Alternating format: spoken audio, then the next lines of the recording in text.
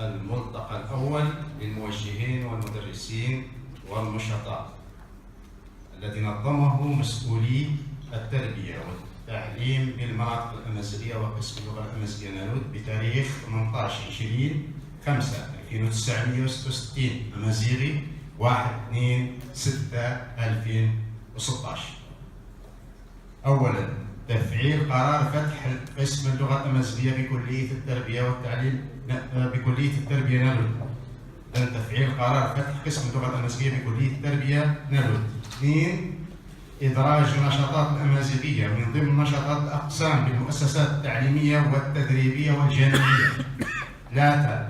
تقوية الكادر التعليمي من مدرسي اللغة الأمازيغية بدورات تقوية بإحضار متخصصين في هذا المجال.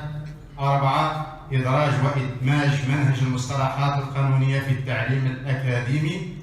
5. الحفاظ على الموروث الثقافي بما فيه والمواقع الأثرية من الأيادي العابثة باسم الدين. 6. العمل على نشر أعمال هذا الملتقى أو الملتقى الحالي مع خلق لجنة للتواصل مع ذوي الخبرة من المشاركين في الملتقى وغيرهم. تنمير ديكن سومات.